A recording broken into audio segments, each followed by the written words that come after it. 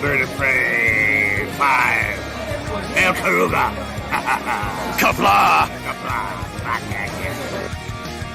I'm going to take this opportunity, however, to suggest that we all hail Karuga. That's all I'm saying. Forgive me, Doctor. I'm receiving a number of distress calls. I don't doubt it.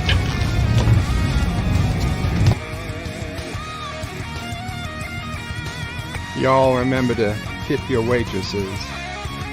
Have a mighty fine night. If you come in peace, surrender or be destroyed. If you're here to make war, we surrender. Both good. The important thing is I'm meeting new people. When the appointed hour arrives, the Marauders will deactivate their cloaking devices and begin transporting Klingon shock troops directly to the landing zone. Landing zone? Where? Tell me. Why not? Your feeble weapons will be useless against us. We will kill all your males and take your females to mate with. All right. Now the Federation's taking over, whether you like it or not. You people, you've been running this planet like a piecework factory. From now on, it's going to be under one roof. You're going to run it like a business. And that means you're going to make a profit. Look at these 3 words written larger than the rest, with a special pride never written before or since. Tall words, proudly saying, "We the people."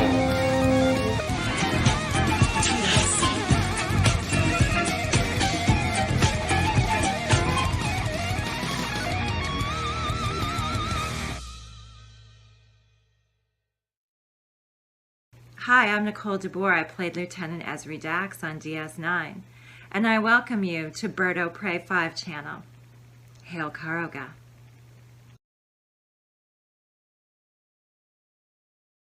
Hello world, it's Bird o' Prey 5, Qapla. And welcome to Enterprise Wednesday for February 22nd, 2023. Today we are watching Season 1, Episode 21, Detained, which originally aired April 24th, 2002. It's a very Suliban-centric episode. Welcome to the panel, Mr. Londell. Qapla. Qapla.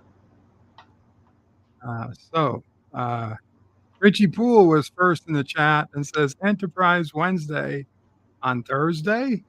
What's up with that, Bird? It's not Thursday, Richie. People trying to get me. They're gaslighting me, Mr. Londell, trying to get me. I think it's a different day of the week.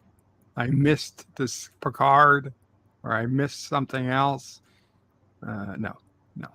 Today is Wednesday. Missing Picard. Mom O'Prey confirms the day in the morning with me, so we don't, because we have, what we have to do depends on the day of the week, who we've got coming over, things of that nature.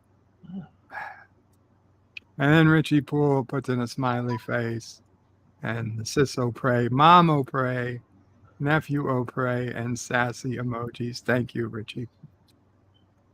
Melted Copper says 7 of 9. Good news. We are above this cat suit for cheap ratings, but we need you to make out with girls now, even if it makes no sense to the character. Little boys think it's hot. Yeah. So Seven gets her promotion. She doesn't need to wear the cat suit, and then like, oh, by the way, you're a lesbian now. It plays better with the audience. Moxley fan says hello, you all. Qapla, Moxley. Moxley will be back in a bit. Mr. Londell said Qapla again, Mr. Londell. And Moxley's back and says Bird o' Prey, Qapla Bird. Hope you and the family are doing well today. Thank you, Moxley. We, the people.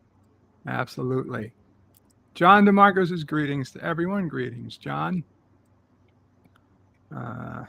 John Araki's, John DeMarco put out Oh, shit. John, I watched the video. I forgot. I'm so sorry. John, feel free to put up a link to your most recent video. John Araki says, because this is what I've been thinking of since he wrote this. John Araki says, Bird of Prey, you and Mamo Prey should do a YouTube short duet adapting the song Those Were the Days from All in the Family, but to track. So I was thinking, yeah, we could use a man like Captain Kirk again. Didn't need no lens flare takes. Every character pulled their weight.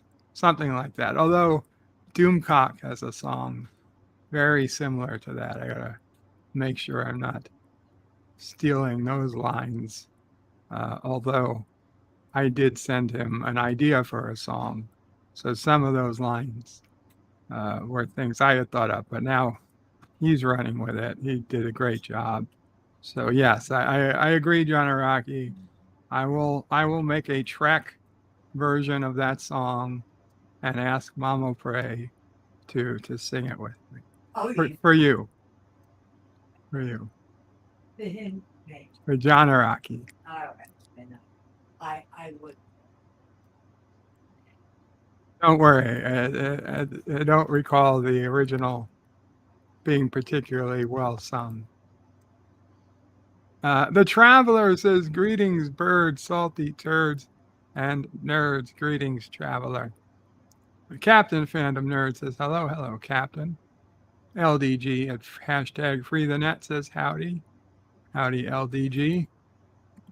Yvette, the lovely Yvette, says, good evening, Bird, and everyone. Good evening, Yvette.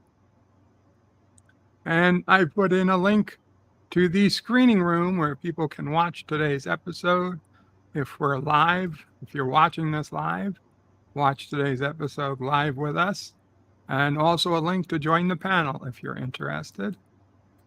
If you pin that at the top, both links are there.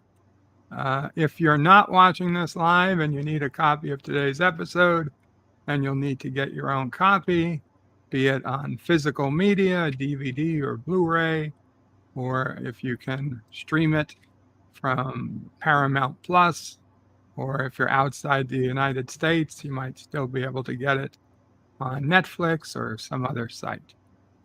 Hakeem says, hey, all. Qapla Hakeem. Resolute Germ says, hello. Hello, Resolute.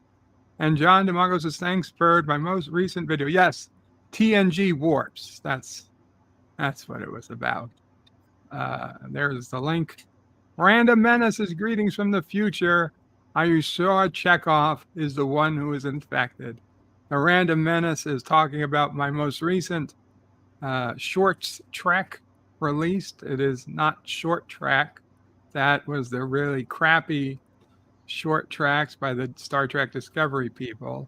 These are Shorts Track. These are 1-minute YouTube shorts, mostly involving the original series cast. Well, all of them involving the original series cast for now, although in the future, who knows? I'm sure we'll do other casts as well. But this most recent one takes place between the events of Star Trek IV, The Voyage Home, and Star Trek V, The Final Frontier. While the crew are on Earth, they discovered that they picked up, one of them at least, picked up an ancient virus from ancient Earth, 1986 Earth, and Captain Kirk is trying to use Vulcan logic to figure out who could have picked up this rare disease. And he ultimately concludes it's Chekhov, and we find out that might have had serious repercussions for Chekhov's future. John Araki says Sulu has monkeypox. I don't talk about monkeypox, just to be clear. Kyle Cullen says Kuchi Moya. Melted Copper says Doomcock has been reproducing the same hate video rearranged for like a decade now. If you only like 3 movies from 1900 Star Wars movies, over 30 new things since maybe move on now. I'll Melted Copper. I would disagree. I don't think it's the same hate video. He certainly has plenty of things to hate. Star Trek, Discovery, and Picard's first 2 seasons, without a doubt. You can debate some of the other seasons and shows, but many of them are not debatable. And if you ever watched his Friday night show, where he is singing and making up jokes and whatnot, Doomcock is much more than the hate-filled person you might take him to be if all you watch are his videos about the movies he hates. He's even done videos about movies he likes, but they get much fewer views. But he's done them about Blade Runner, and Casablanca and some others. They're there if you look. Anyway, JP says they got the crotch crickets. They get crabs from Earth. Anyway, so today is Detained. Like I said, it's a very Suliban-centric episode. Do you recall the episode at all, Mr. Londell? So this is one I missed. Okay. Evidently. I kind of like it, but at least I remember kind of liking it. It's been a while since I've seen it, but I don't have any hate for this episode. Some other people seem to dislike it for some reason. Stay away from salty Trekker streams. What's interesting is that one of the main characters, Malcolm Reed, who's usually, he's an Earthling, so usually doesn't have a lot of makeup. He goes undercover in this episode, so he had to get the full Suliban makeup treatment. So it's one of the episodes he talks about a lot on his Shuttlepod podcast. It was one of his few times he had to come in at 3 a.m. to sit through 4 hours of makeup before shooting started for the day. He only had to do it for a couple of days, but at least he has some idea what it's like for the people who have to do it day in every day for their characters. Anyway. Doomcock and the Critical Drinker discussing Battlestar Galactica was a good stream, says Mega Cropper. I'm sure it was. I don't think I've seen that particular one, but they both, I believe, really enjoyed the 2004 BSG Battlestar Galactica. Not every remake Doomcock hates. Just the more recent ones. Yeah. Yeah. And his criticisms are valid. You may disagree with his metaphors, but the criticisms that he have, you have to give validity to them.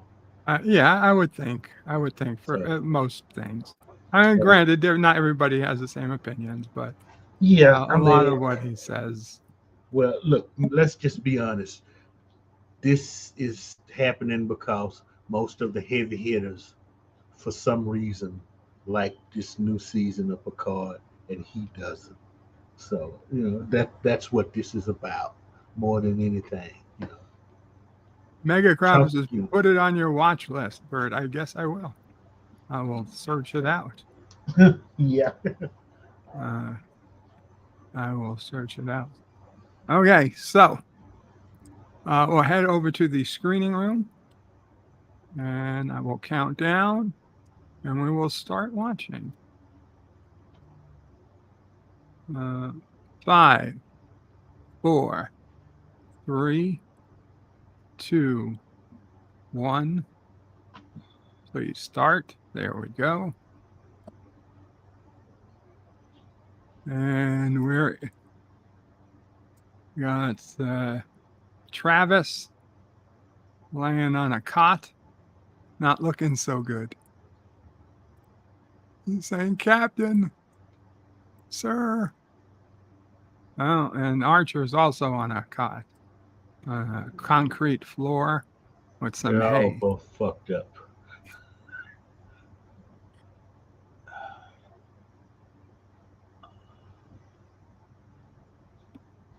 Melted Copper says if Worf can't get a captain's seat, maybe his son can. Is he appearing in Picard season 3? Not that I know. Not that I know. And to be honest, I was never a particularly fan of Alexander.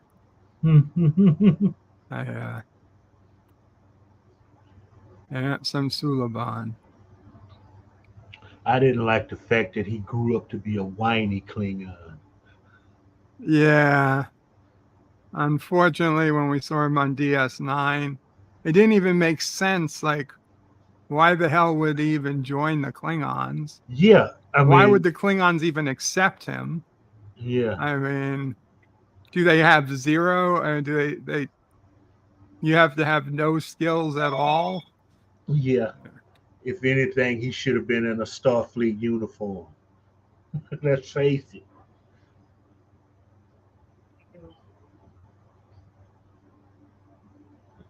Yeah, I mean, it was the going to make his father happy, but then he didn't want to even speak to his father, so I don't know.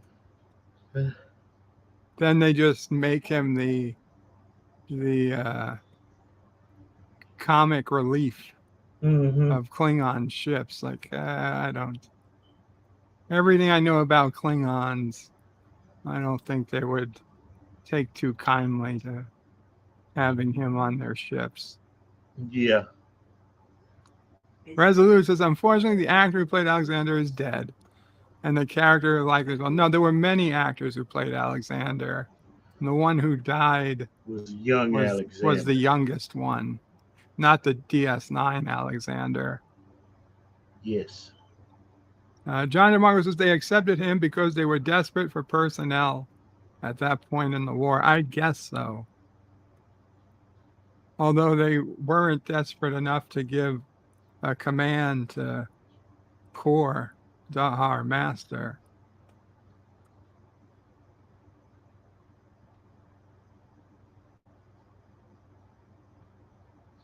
They weren't taking him.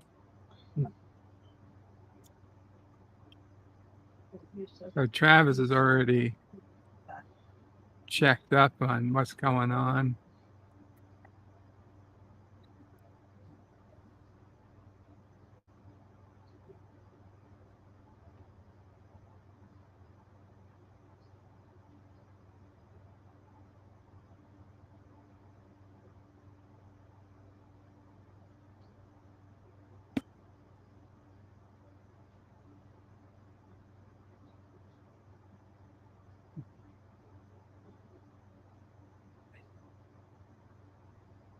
He's holding him pretty easy. I'm impressed.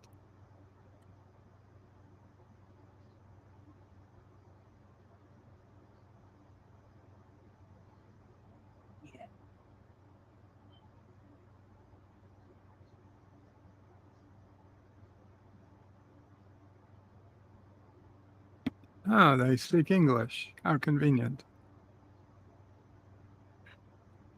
Pop Culture Curator says, hello, guys. Qapla. Hope you're doing well. Hope you're doing well, Pop Culture Curator.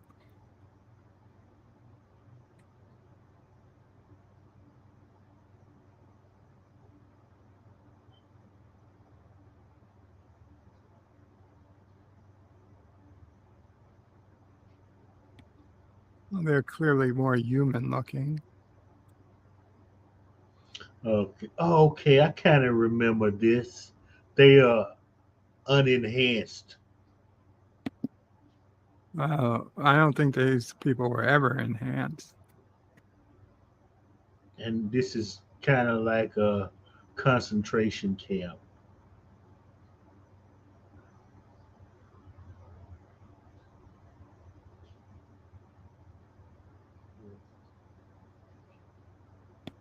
That guy from not Yeah, okay. BSG. Is that the other guy from Babylon 5? I don't think so. No, I thought he was the security guy on Babylon 5. No, that's not him.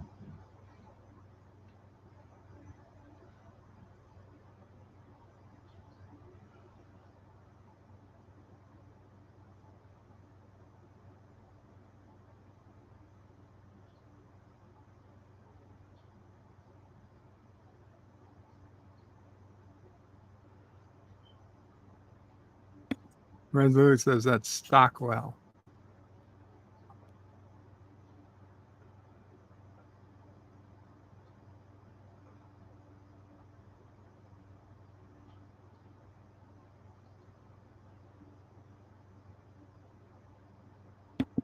He was on Quantum Leap. Yes, he was on Quantum Leap. It was the first time they worked together since Quantum Leap. Mar says he was Sam Beckett's partner in Quantum Leap. Mm-hmm.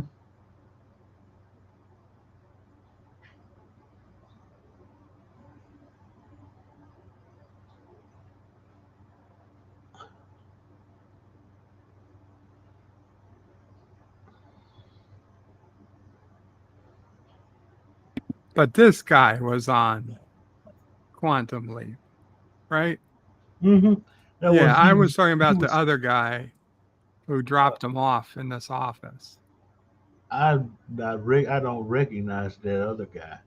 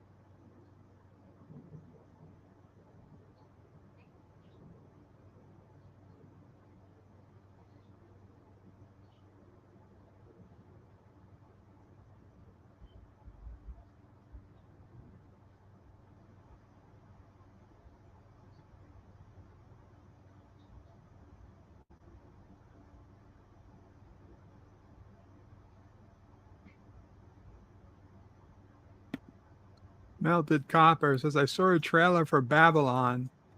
It's not at all like Babylon 5. Where are the movies between them and what happens to Brad Pitt and Margot Robbie? I didn't know Brad Pitt was in Babylon 5. He wasn't. That's something totally different. Oh. It's gotta be.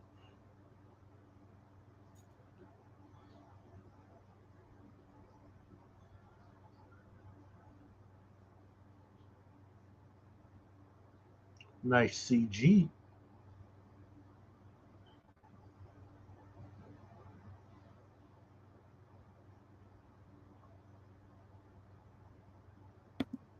Mark Rowell says they even referred to him on the new Quantum Leap since he died before they started filming the new series, which, by the way, isn't that bad. I liked the new Quantum Leap up until its most recent episode. All the other Quantum episodes were decent. And then the episode that they did last Monday or 2 Mondays ago, which is the most recent one, is awful. What did they do? They just did a whole episode on trans rights and trans issues. My God. And he jumped into the father of a trans kid. The father was the woman's basketball coach, and his daughter was born a boy, and he wasn't allowed to put her in the game. He was supposed to hold her on the side, but since he didn't know that, when he jumped in, he put her in the game anyway. He didn't even know that she was a dude. And of course, she dominated the game. And it started a whole big to-do. Oh,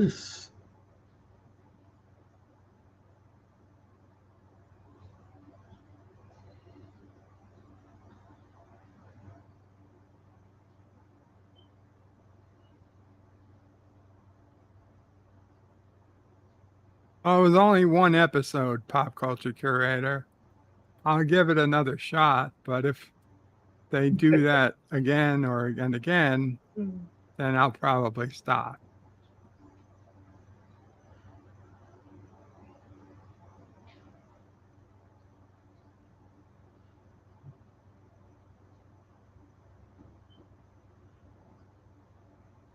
Now, you see, they do have a trans or non-binary character as part of the main cast, but it's been fine because they've just been their person that they are. They do their job, and with very, they talk a little bit about their life, but only on a, it's not overpowering. It's not a, I'm right, you're wrong kind of thing. So it's perfectly fine. I had no problem with it. But then they got preachy with this episode, and that's what made it sick.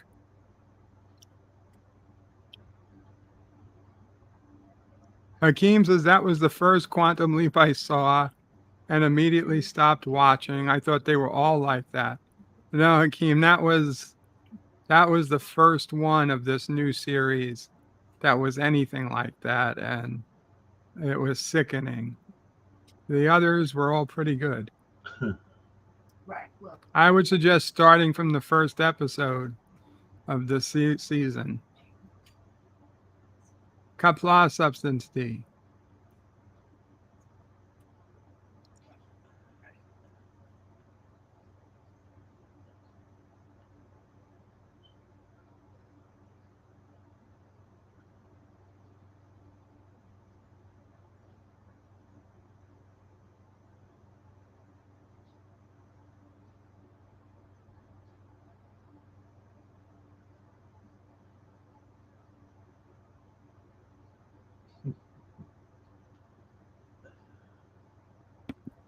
She's not all that familiar with Earth customs.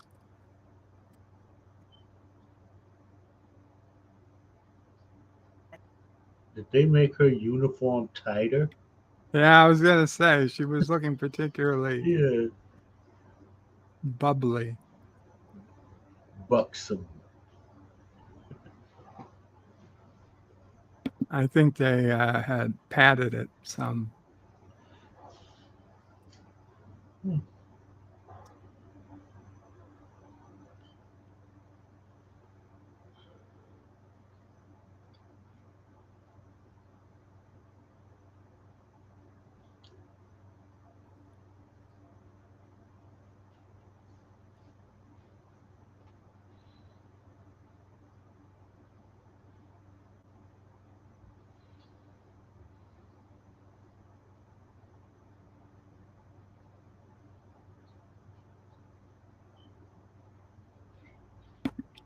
Pop Culture Curator says that was the entire season 3 of the Orville trans rights.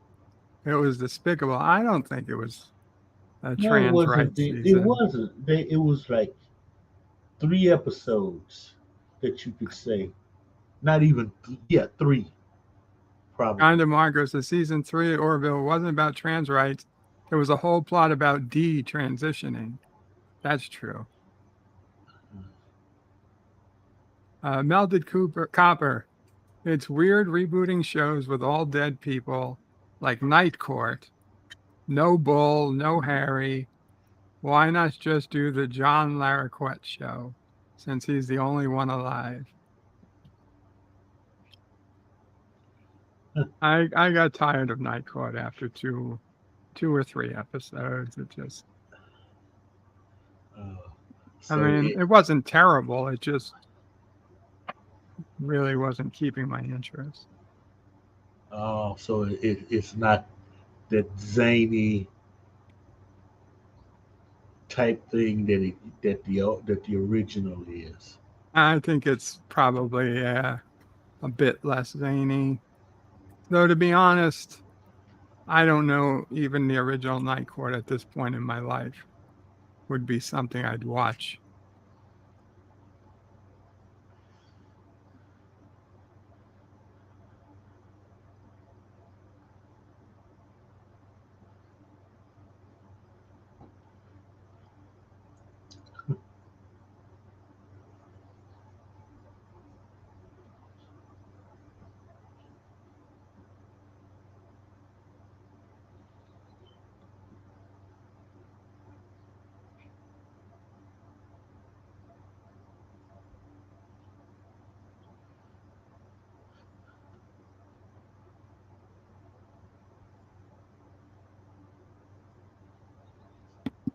Indeed, some things are not the same upon revisiting, says Melted Copper.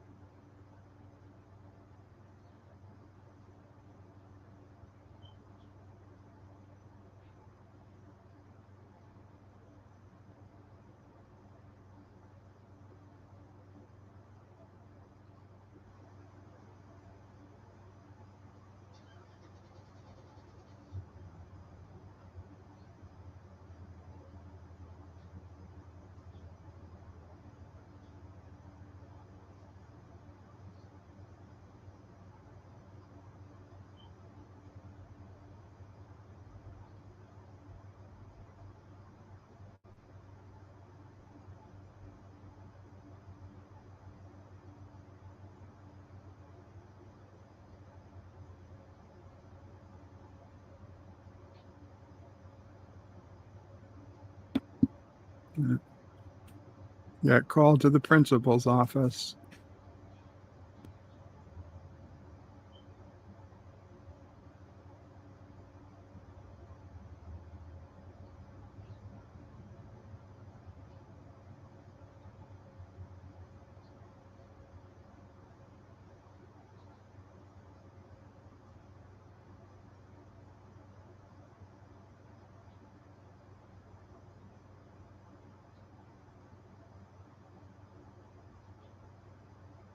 There is no.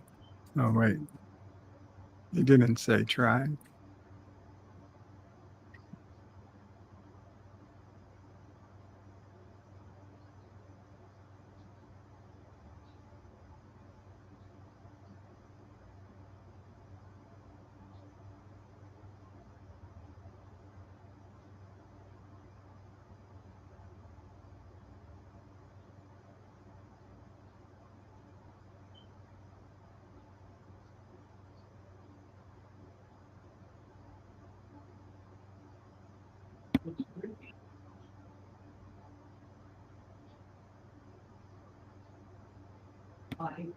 They were planning an attack on Tendor Prime.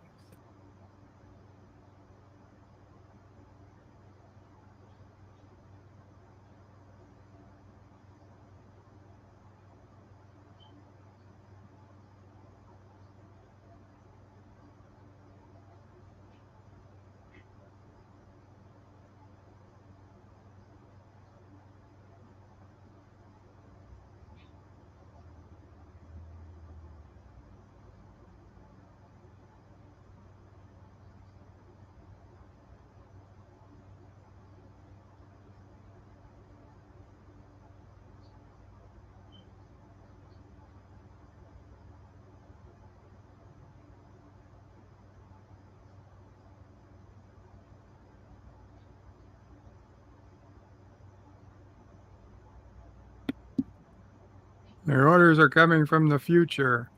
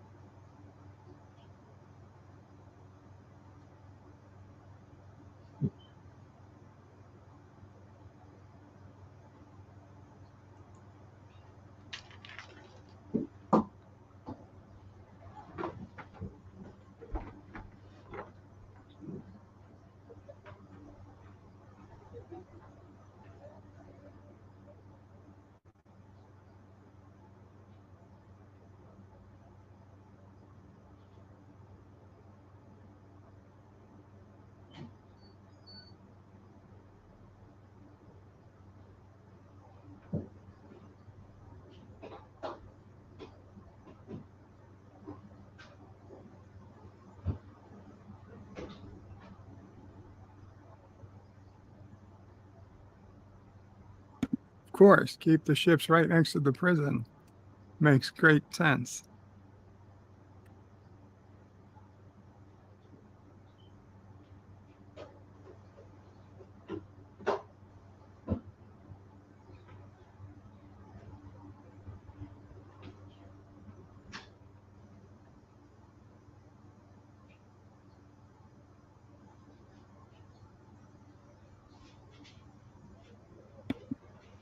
John Araki says maybe Chat GPT can make some good duet lyrics.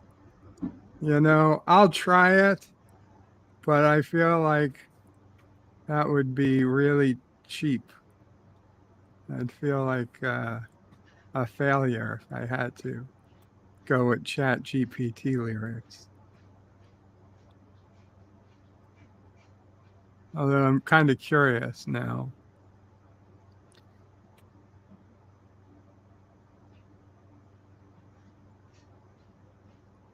Do a parody song.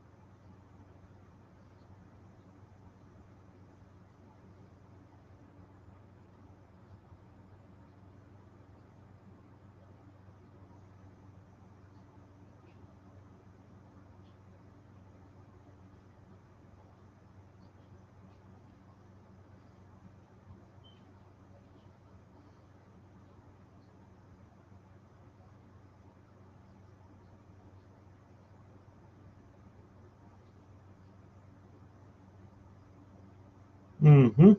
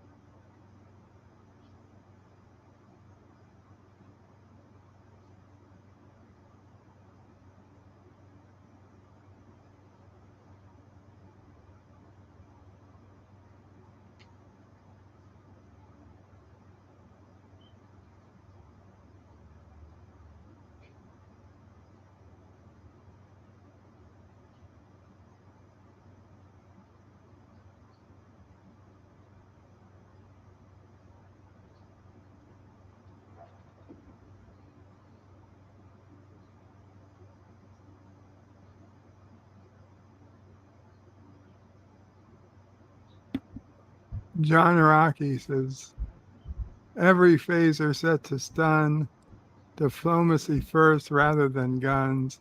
Synthahol and holodecks were fun. Those were the days. And Sizzler says, hey, friends, apologies on missing a bunch of streams lately, but I've been in the hospital. Oh, sorry to hear that, Sizzler. Glad you're here today. Yeah. Hope you're doing a bit better.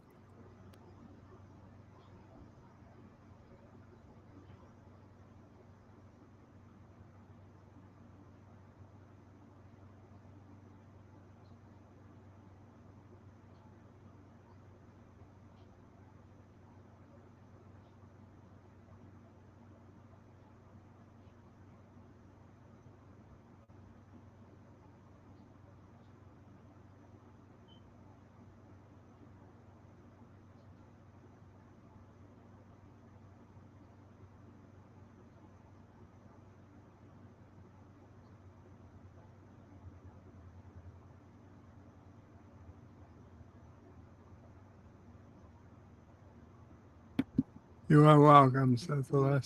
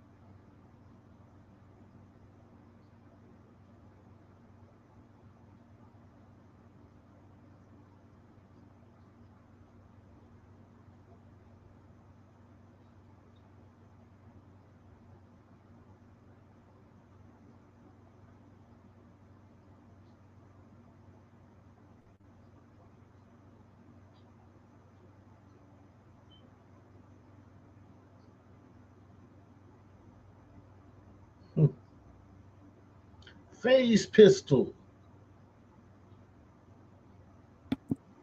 So, did I miss why they couldn't just beam everybody up? Archer didn't want to.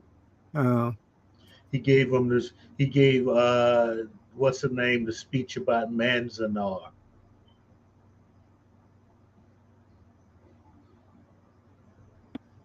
Syphilis had a hernia in his small intestines. Oh my God! Hey, Sorry to hear that, Seth. That sounds painful. Yeah, I don't like it.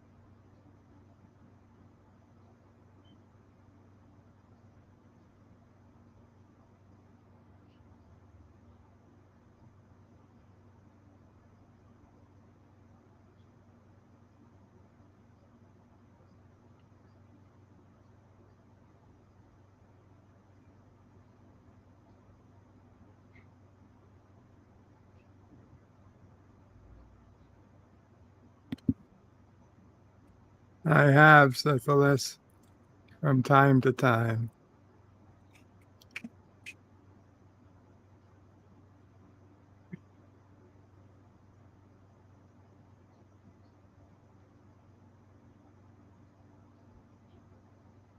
Why don't you just bust a phaser cap in his ass?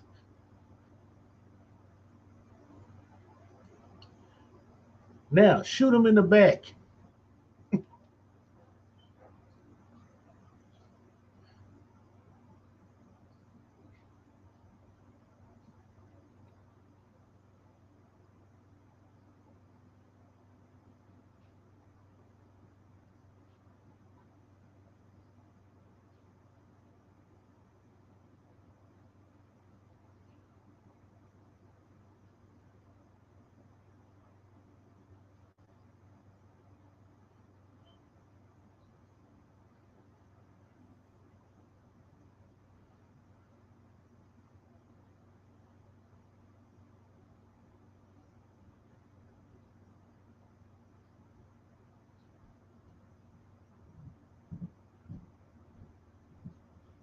Syphilis had a tube down his throat, through my nose, and into my stomach as well. Yeah, Hey, I remember those days too. I'm sorry.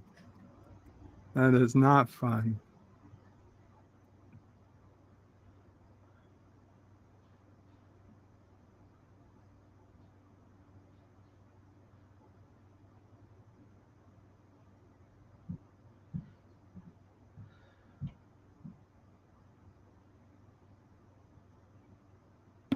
And I agree. Hospital soup is the worst soup.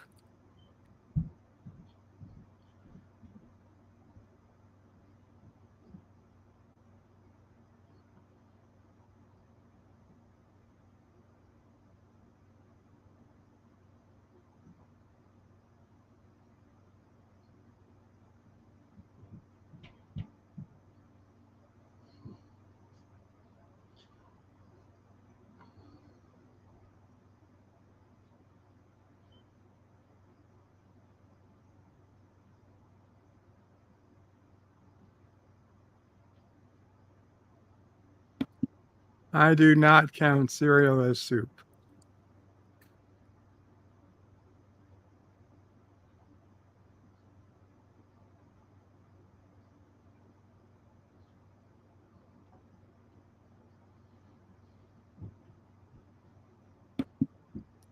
Syphilis says this was a great episode, in his opinion. I liked it too. I don't know why so many people don't.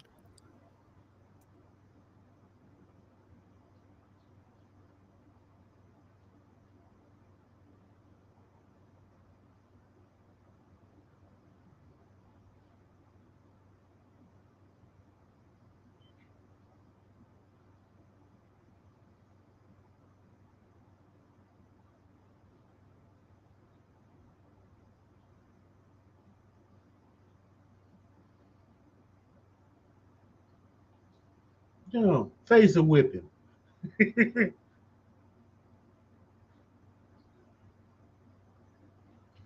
Not even a stun, a parting stun. Good thing this guy wasn't on Star Trek Picard. He'd be dead 9 times over.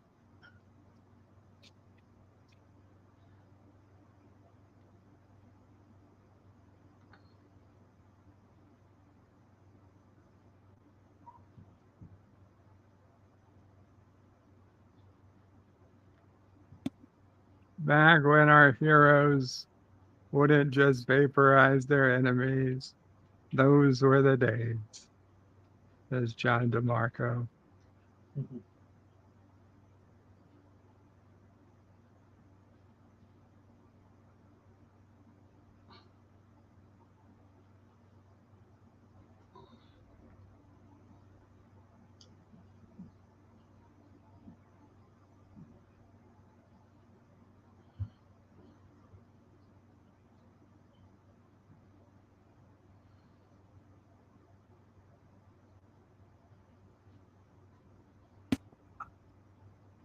So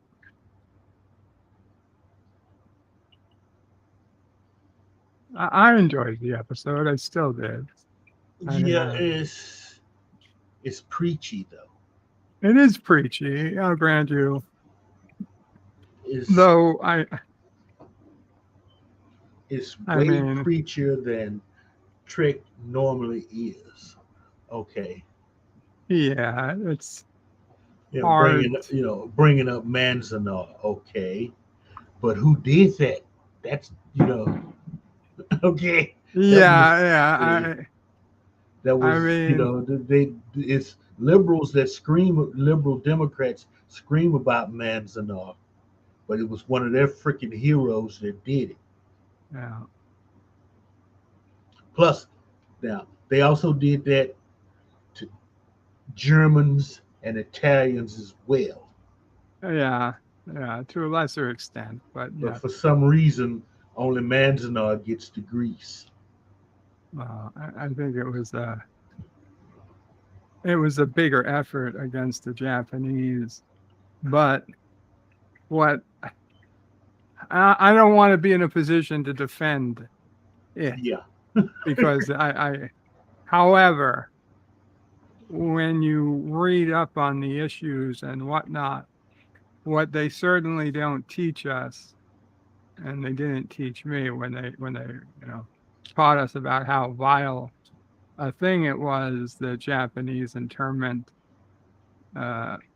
during World War II, was that Japan had, in its past history, used a method of purposely sending Japanese people to places to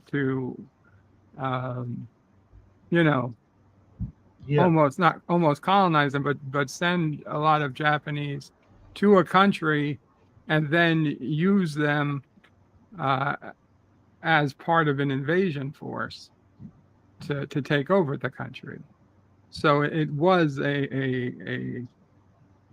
it wasn't something that somebody made up. This was something the Japanese Empire, and that's what it was called at the time, the Japanese Empire, had done successfully in its past to take over other islands and other, nothing on the scale of the United States, but true. It wasn't out, it wasn't out of the realm of possibility that some of the people may have come here under less than honest circumstances. Again, I'm still not saying that any of it was good, but learning about that, I kind of see, why people were afraid at the time. And it's very easy to say, oh, well, that was terrible now after the war is over than it would have been during the time, and people, were still afraid that we could have been attacked. This is one of the episodes after 9/11. Exactly. And Suliban Sounds a lot like Taliban. It It does. You said it, not me. But the thing is, I'm pretty sure they already picked Suliban long before 9/11. In fact, I'm sure they did. They had Suliban long before 9/11 happened. The scripts were already written, episodes were already filmed with Suliban, not Taliban. Yeah. You know, the fact that it happened to sound like Taliban, that was just. Nah, it might not be coincidence, but. Well, I mean, listen, before 9/11, people were aware of the Taliban. Yeah. And they knew they were terrorists, and somebody with a keen eye on the situation probably could have placed a bet and said, yeah, it's only a matter of time before the Taliban does something, whether it's attack a U.S. warship or whatever, blow up an embassy or something was going to happen. I don't think many would have envisioned 9/11 on the scale that it did, but there was a history. Yeah. The first bombing of the World Trade Center. Yeah, the first bombing of the World Trade Center. The 93 attack. And Syphilis is preachy, yes, but I didn't sit there noticing preaching during the episode. And he says, do you think China has just forgotten what they got their asses handed to them in World War II and also got their asses saved by the Allies? Right, the Japanese did terrible, terrible things to the Chinese in World War II.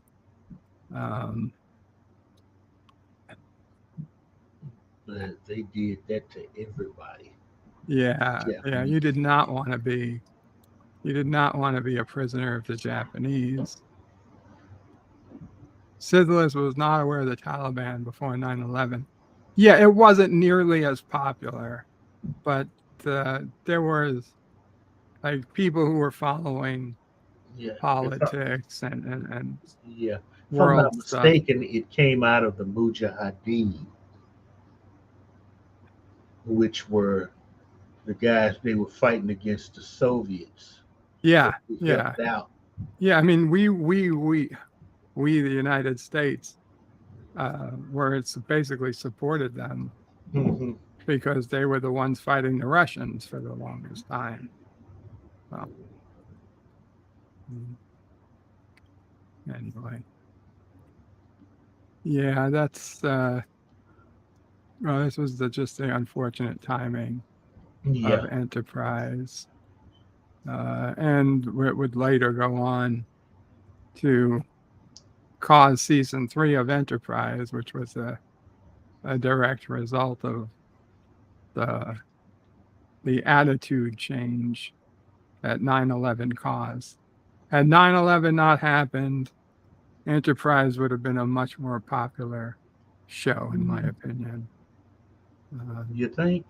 I do, because the whole point was this change, this going back to exploration, this return to exploration. And, in 1999, 2000, when these things were being thought about and planned out, that was very much, there was an innocence to that was lost come September 11th. And, we got this show that started like 2 weeks or 2 weeks later, I think. And it's like literally, I mean, I remember going down the streets in New York City and everybody's waving flags and chanting and USA, USA. And, people are putting up signs about nuking Afghanistan and stuff. I mean, I went to work one day and there was this big like nuke Kabul or whatever. And like everybody was like cheering for us. up in the fax room of my office, and I go, oh geez, okay. I was, and I certainly wasn't going to say don't nuke them. I was like, fuck them. I don't care if we nuke Kabul. But I mean, that was what was going on. And you're going to sit down in front of TV and watch a show that's all about peace and love. Fuck that. Nobody wanted to sit down and watch about peace and love. Even the hippies for that couple of months were like, fuck them. But then as the years wore on, and people started for a while. Yeah, for a while everybody became American. The race issues kind of, well, at least I'm sure they were still race issues, but they, for whatever reason, they didn't get a lot of airtime for a while. But Captain says, thank you for another great stream. You're welcome, Captain. Syphilis says, how long after 9/11 was that? Syphilis, from the day after 9/11 for several months, at least. I mean, there were people. Okay, I mean, yeah. Okay, I'm talking about very specifically going on at my office where people could like literally just post nuke Afghanistan, nuke Kabul, blah blah blah. That type of stuff went on for months. Yep. And then for probably 5 to 6 years, if not more, I realized not a single day had gone by for at least 6 years where somebody on the news or on TV didn't mention 9/11. Every single day. Usually it was 40 times a day, but at least every day, at least once or twice in the news, there was something about 9/11 for over 5 years. I think it was probably closer to 7 years. It was quite a long ways. And then finally, like maybe 6, 7 years in, I realized I woke up. I was one of the times I was showering at night instead of in the morning. And I was showering at night, and I realized I had the radio on, I had the TV on earlier in the day. I was like, I think this was the first day I didn't hear 9/11 mentioned. And then it would be mentioned. Then a couple days would go by, and then 3, 4, and then I stopped. But eventually, a whole week went by without hearing 9/11. But that was about it. I don't even think a month has gone by since 9/11's happened that we've not heard a 9/11 reference. But for so many years, it was every day. That was the craziest part of it all.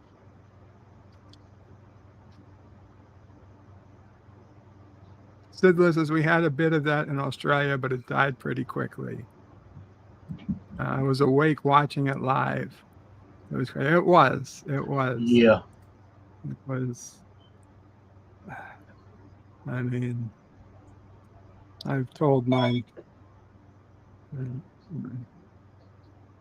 It's for you, Mama Pray. I was telling my 9/11 story. I told it before. I'm not going to go into it, but yeah, Enterprise is definitely affected by 9/11 more than any Trek. And then it was affected by 9/11 when they redid it, when they decided to do season 3 as a response to 9/11. No, I don't mean January 6th, John. Anyway. Anyway, Miss Lundell, what you got going on?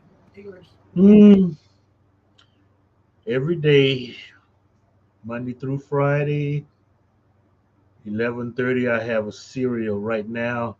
I'm running chapters from The Shadow, and followed by at noon time. These are all Central Times, by the way. A groovy movie. I've forgotten what tomorrow's movie is. I normally do that, but Saturday Cinema Saturday.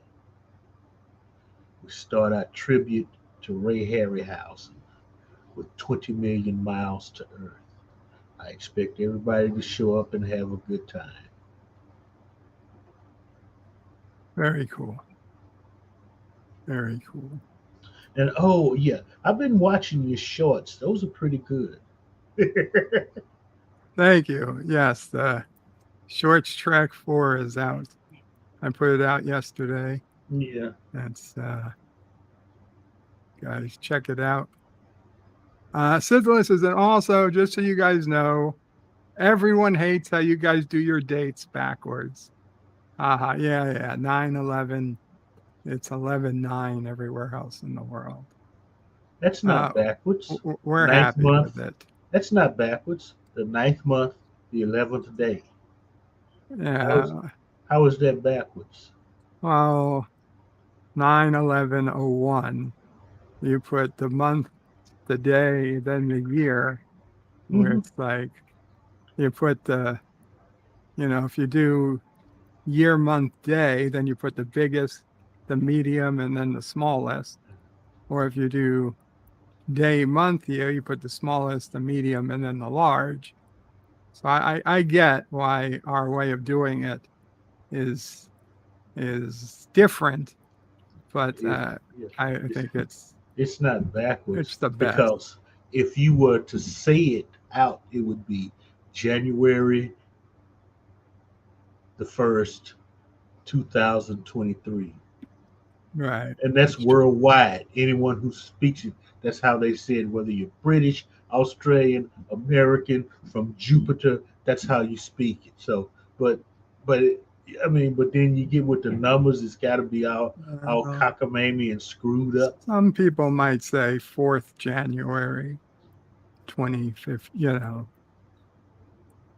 But yeah, I don't know. I'm just saying I can understand why some people think it's backwards, but I like it. You know what? I like it, and everybody should use it. Yeah. LDG says should be day, month, year in order. Well, LDG, you can do that. Prometheus is going to force that. Then I'm not going to use Prometheus. Nobody's going to use Prometheus. Yeah. Oh, so Sithla says they do refer to it as 9/11 because it happened in your country, and that's what you call it. Oh. Interesting. Huh. Okay. Well, that's cool. Anyway, I guess with that, we'll call it a day. Thank you. Anything else you want to bring up, Mr. Lundell? Just that this is interesting. I'm going to have to invest some money in Enterprise episodes. I see now. Yeah. Next week is Vox Sola, or a lone voice. A minor diplomatic incident with the Cretaceans.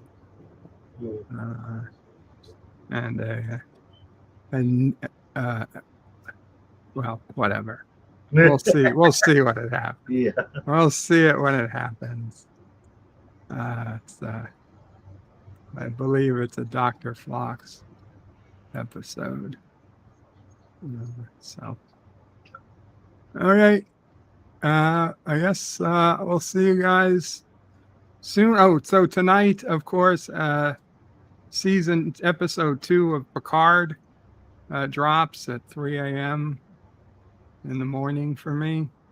So I'll try to watch it. And at some point tomorrow during the day, I plan to put out my Picard review for season 3, episode 2, Disengage. So, does he stay on the Doomcock bandwagon or no? Right. I guess we'll see. Is this going to be the episode that pulls me in, or is it going to be more of this is garbage? I don't know. We'll see. We'll see. Right. Anyway, Bird After Dark. No. No. And I got to work on the song for John Araki. So, Qapla All, Bird and Panel out.